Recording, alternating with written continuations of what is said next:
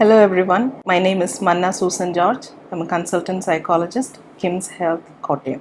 ഇന്ന് നമ്മളിവിടെ ചർച്ച ചെയ്യാൻ പോകുന്ന ടോപ്പിക് ഇസ് ടോക്സിക് റിലേഷൻഷിപ്സ് അല്ലെങ്കിൽ വിഷലിപ്തമായ ബന്ധങ്ങൾ. ഇപ്പോൾ നമ്മളൊക്കെ വളരെയേറെ ചിന്തിക്കുകയും ചർച്ച ചെയ്യുകയും ചെയ്യുന്ന ഒരു വിഷയമാണ് ടോക്സിക് റിലേഷൻഷിപ്സ്. പലർക്കും പ്രണയം ഒരു ട്രാപ്പ് ആകുന്നു. Love has been declared the official reason for the death of many youngsters in the past few years. ആരാണ് ഒരു ടോക്സിക് പാർട്ട്ണർ, ഒരു toxic girl friend, boy friend അല്ലെങ്കിൽ സ്പൗസ്? എന്താണ് ഒരു വ്യക്തിയെ, അവർ പ്രണയിക്കുന്ന വ്യക്തിയെ ഉപദ്രവിക്കാനോ അല്ലെങ്കിൽ കൊലപാതകം ചെയ്യാനോ പ്രേരിപ്പിക്കുന്ന ഘടകം? ഇതിൻ്റെയൊന്നും ഒരു മനഃശാസ്ത്രമല്ല നമ്മൾ ഇന്നിവിടെ ചർച്ച ചെയ്യാൻ പോകുന്നത്. അത് വളരെയേറെ ചർച്ച ചെയ്യേണ്ട ഒരു വിഷയമാണ്. എന്നാലും നമ്മൾ ഇന്നിവിടെ ഫോക്കസ് ചെയ്യാൻ പോകുന്നത് എന്താണ് ഒരു toxic relationship. How do you know you are in a healthy relationship or in an unhealthy relationship? What are the red flags of a toxic relationship? അത് മനസ്സിലാക്കണം എന്നുണ്ടെങ്കിൽ we should understand what a healthy relationship is. ഒരു healthy റിലേഷൻഷിപ്പിൻ്റെ qualities, പ്രത്യേകതകൾ എന്താണ്? നിങ്ങളൊരു റിലേഷൻഷിപ്പിലാണെങ്കിൽ take a step back and analyse. നിങ്ങളുടെ റിലേഷൻഷിപ്പ് നിങ്ങളൊന്ന് അനലൈസ് ചെയ്ത് നോക്കുക. whether you have these qualities. എല്ലാം അല്ലെങ്കിലും ഇതിൽ പറയുന്ന ചില ക്വാളിറ്റീസ് എങ്കിലും നിങ്ങളുടെ റിലേഷൻഷിപ്പിൽ ഉണ്ടോ എന്ന് നിങ്ങൾ നോക്കുക. 1 is mutual respect, പരസ്പര ബഹുമാനം. 2 ട്രസ്റ്റ്, വിശ്വാസം. 3 honesty, സത്യസന്ധത. 4 സപ്പോർട്ട്, പാർട്ട്നേഴ്സ് അങ്ങോട്ടും ഇങ്ങോട്ടുമുള്ള സപ്പോർട്ട്. 5 ഇക്വാലിറ്റി, സമത്വം, രണ്ടുപേരും തമ്മിൽ ഈക്വലായിട്ട് ഒരു റിലേഷൻഷിപ്പിൽ തീരുമാനങ്ങൾ എടുക്കാൻ പറ്റുക. 6 സെപ്പറേറ്റ് ഐഡൻറ്റിറ്റീസ്, നിങ്ങളുടെ വ്യക്തിത്വത്തെ അങ്ങനെ തന്നെ കീപ്പ് ചെയ്യാൻ നിങ്ങൾക്ക് പറ്റുന്നുണ്ടോ? ഇപ്പോൾ നിങ്ങളുടെ റിലേഷൻഷിപ്പിൽ ഈ ക്വാളിറ്റീസ് ലാക്ക് ചെയ്യുന്നു എന്ന് നിങ്ങൾക്ക് തോന്നുന്നുണ്ടെങ്കിൽ you have to watch out for some of the red flags. ഇനി ആ റെഡ് ഫ്ലാഗ്സ് ആണ് ഞാനിവിടെ പറയാൻ പോകുന്നത്. First one is belittling, disrespectful behaviour. നിങ്ങളെ ചെറുതാക്കി കാണിക്കുക, നിങ്ങളെ അപമാനിക്കുന്ന രീതിയിലോ അല്ലെങ്കിൽ നിങ്ങളുടെ ക്യാരക്ടറിനെ മോശം വരുന്ന രീതിയിലോ ഉള്ള പേരുകൾ വിളിക്കുക. Calling you demeaning names.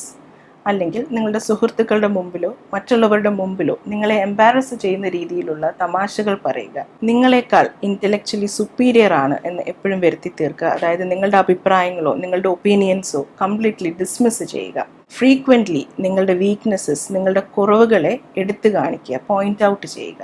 All this come under belittling. രണ്ടാമത്തെ ഉള്ള റെഡ് ഫ്ലാഗ് ആണ് കൺട്രോളിങ് ബിഹേവിയർ. കൺട്രോളിങ് ബിഹേവിയർ എന്ന് പറയുമ്പോൾ നിങ്ങളുടെ ഡ്രസ്സ് ചെയ്യുന്ന രീതി, അല്ലെങ്കിൽ നിങ്ങൾ സംസാരിക്കുന്ന രീതി, നിങ്ങളുടെ ഹാങ് ഔട്ട് ചെയ്യുന്ന ഫ്രണ്ട്സ്, നിങ്ങളുടെ ഫാമിലി, എല്ലാത്തിൽ നിന്നും നിങ്ങളെ അകറ്റി നിർത്താൻ ശ്രമിക്കുക, കൺട്രോൾ ചെയ്യുക.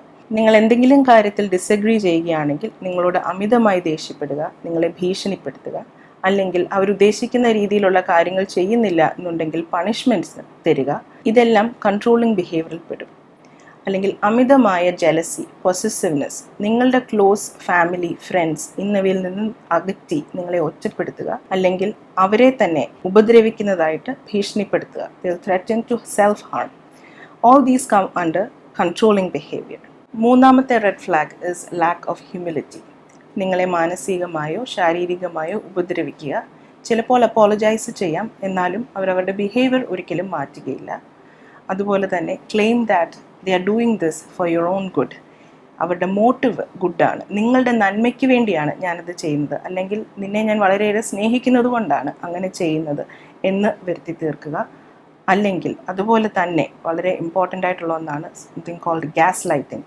അതായത് നിങ്ങളുടെ സാനിറ്റിയെ തന്നെ ചോദ്യം ചെയ്യുന്ന രീതിയിൽ വരുത്തി തീർക്കുക. അതായത് നിങ്ങൾക്കൊരു സ്ഥിരതയില്ല, നിങ്ങൾ പറയുന്നതൊന്നും ശരിയല്ല, that makes you keep apologising for everything. അതുപോലെ തന്നെ അവർ ഇങ്ങനെ ചെയ്യുന്നതിൻ്റെ കാരണക്കാർ നമ്മളാണ് എന്ന് വരുത്തി തീർക്കുക, blaming you for their bad behaviour. All these come under lack of humility. And the biggies, physical and sexual abuse. നിങ്ങളെ ശാരീരികമായിട്ടോ സെക്ഷുവലായിട്ടോ എന്തെങ്കിലും തരത്തിലുള്ള അബ്യൂസ് ഉണ്ടാവുക, നിങ്ങളെ നിർബന്ധിക്കുക, നിങ്ങൾക്ക് താല്പര്യമില്ലാത്ത കാര്യങ്ങളിൽ നിങ്ങളെ നിർബന്ധിക്കുക. അതുപോലെ തന്നെ സെക്ഷുവലി എക്സ്പ്ലിസിറ്റ് ആയിട്ടുള്ള പിക്ചേഴ്സ് നിങ്ങളുടെ പെർമിഷൻ ഇല്ലാതെ എടുക്കുക. എല്ലാം all these come under red flags. Now once you have identified the red flags, അല്ലെങ്കിൽ നിങ്ങൾ ഒരു ടോക്സിക് റിലേഷൻഷിപ്പിലാണ് എന്നുള്ള കാര്യം നിങ്ങൾ മനസ്സിലാക്കി നിങ്ങൾക്ക് അതിൽ നിന്നും പുറത്തു വരണം എന്നുണ്ടെങ്കിൽ നിങ്ങൾ ചെയ്യേണ്ട സ്റ്റെപ്സാണ് നമ്മൾ ഇനിയും പറയാൻ പോകുന്നത്. The first step is to build a safety net. You need to prepare. Carefully നിങ്ങളുടെ നെക്സ്റ്റ് സ്റ്റെപ്പ് എന്താണ് എന്നുള്ളത് നിങ്ങൾ പ്ലാൻ ചെയ്യുക. And always give priority to your safety.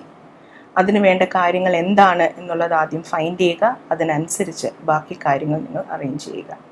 Second step is to let someone know. നിങ്ങൾ ഏതവസ്ഥയിലാണ് എന്നുള്ള കാര്യം നിങ്ങൾ വിശ്വസിക്കുന്ന, നിങ്ങൾ ട്രസ്റ്റ് ചെയ്യുന്ന ആൾക്കാരുമായിട്ട് നിങ്ങൾ ചർച്ച ചെയ്യുക. അത് നിങ്ങളുടെ ഫാമിലി ആകട്ടെ, ഫ്രണ്ട്സ് ആകട്ടെ, അല്ലെങ്കിൽ നിങ്ങളുടെ കോവർക്കേഴ്സ്, ടീച്ചേഴ്സ്, നിങ്ങൾ റെസ്പെക്റ്റ് ചെയ്യുന്ന ആരുമാവട്ടെ, അവരുമായിട്ട് നിങ്ങൾ ചർച്ച ചെയ്യുക. Because you will need their support. നിങ്ങൾ കടന്നു പോകുന്ന എന്താണോ അതിൽ കൂടി കടന്നു പോകാൻ ഉള്ള ബലം വേണമെന്നുണ്ടെങ്കിൽ യു നീഡ് സപ്പോർട്ട്. ഇനിയും ആവശ്യമെങ്കിൽ seek for professional help. There are mental health professionals, counsellors, psychologist, therapist എല്ലാവരുമുണ്ട്. നിങ്ങൾ അവരുമായിട്ട് ചർച്ച ചെയ്യുക. They will help you to go through it and they will guide you. ഇനി ഈ പറഞ്ഞ എന്തെങ്കിലും കാര്യങ്ങളിൽ നിങ്ങൾ if you fear that your life is under threat, അല്ലെങ്കിൽ നിങ്ങൾക്ക് എന്തെങ്കിലും തരത്തിലുള്ള ശാരീരികമായിട്ടുള്ള അല്ലെങ്കിൽ മാനസികമായിട്ടുള്ള സേഫ്റ്റി ഇഷ്യൂസ് ഉണ്ടാകുന്നു എന്ന് നിങ്ങൾക്ക് തോന്നുന്നുണ്ടെങ്കിൽ ഡെഫിനറ്റായിട്ടും you should seek the help of police. അതിന് വേണ്ട സംരക്ഷണവും സപ്പോർട്ടും അവർ നിങ്ങൾക്ക് തരും. Third step is stop talking to your partner. Toxic people can be very cunning and manipulative. They will definitely emotionally blackmail you. So അതുകൊണ്ട് എല്ലാ തരത്തിലുമുള്ള കമ്മ്യൂണിക്കേഷൻ വിത്ത് ദം നമ്മൾ കട്ട് ചെയ്യുക. നാലാമത്തെ step is to accept your feelings. നിങ്ങൾ എന്തിൽ കൂടിയാണ് കടന്നു പോകുന്നത് എന്നത് നിങ്ങൾ അംഗീകരിക്കുക. നിങ്ങൾക്ക് കരയണമെങ്കിൽ കരയുക. Take time to heal. Help yourself to recover. അതിനാവശ്യമായത് എന്താണോ അത് നമ്മൾ ചെയ്യുക. Try to spend more time for self care. Self care എന്ന് പറയുമ്പം നിങ്ങൾ സ്റ്റാർട്ട് ടേക്കിംഗ് ന്യൂ ഹോബീസ്. നിങ്ങൾ എക്സസൈസിൽ ഫോക്കസ് ചെയ്യുക. നിങ്ങൾ കൂടുതൽ ഫ്രണ്ട്സുമായിട്ട് ഹാങ് ഔട്ട് ചെയ്യാൻ ഫോക്കസ് ചെയ്യുക. Give priority to self care. ഒരു ടോക്സിക് റിലേഷൻഷിപ്പിൽ നിന്നും ഇറങ്ങുക എന്ന് പറയുന്നത് is tremendously difficult and a brave step to take, but you can do it. You might still have feelings for this person. Still നിങ്ങൾക്ക് ആ വ്യക്തിയോട് സ്നേഹം ഉണ്ടാവാം. But never forget why you decided to leave it, അല്ലെങ്കിൽ what this person made you feel. ഇനി മുമ്പോട്ടുള്ള ജീവിതം സന്തോഷവും കംഫർട്ടബിളും ആകണം എന്നുണ്ടെങ്കിൽ you have to take that leap and always remember you deserve to be happy. Thank you.